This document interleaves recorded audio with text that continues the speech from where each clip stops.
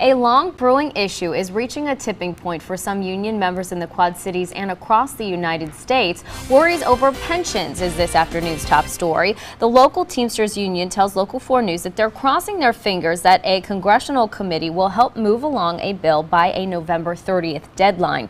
It would provide loans to keep multi-employer pension plans funded. That's as many plans are expected to run out of cash in the next few decades. Local 4 Sean Logging joins us in our studio with how many people could be impacted. Sean? Tiffany, Chuck Furnell tells me he's been paying into a pension plan for more than 40 years as a member of Teamster. He now runs the union representing blue-collar and professional workers for both private and public companies. Furnell tells me there's uncertainty for some union members that pay into the Central States Pension Fund. That's if Congress doesn't act. More people drawing a pension than there are people contributing into the pension plan. I think the numbers are either 6 to 1 or 5 to 1. Teamsters Local 371 President Chuck Furnell tells Local 4 News the issue of pensions has been growing for unions since the early 2000s. Two financial recessions, changes to regulations for trucking companies, and some freight businesses going bankrupt have added to running the pension funds dry. There's 1.4 million people that are affected by declining pension plans in the whole United States. Furnell says those are workers and retirees in industries across the board.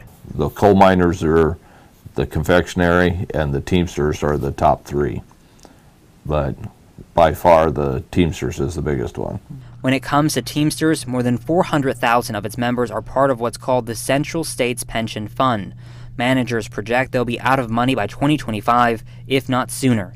Central States reports they're not alone, as more than 100 pension plans covering 1.3 million people are projected to collapse in the next 20 years.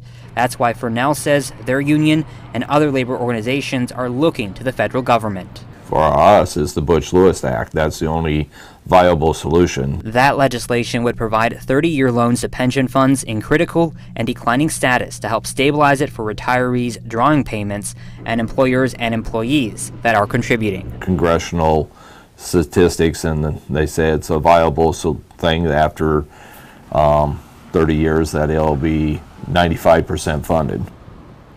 Furnell tells me without lawmakers acting, he's expecting widespread consequences, more reliance on welfare programs, and the potential closure of businesses and union offices that pay into the pension. Another concern, the Pension Benefit Guaranty Corporation, a government agency ensuring pensions. Their multi-employer program is also expected to run out of money by 2025. In the studio, Sean Logging, Local 4 News. Sean, thank you. Every Wednesday this month, the Teamsters are trying to organize members to call or write lawmakers in support of the bill.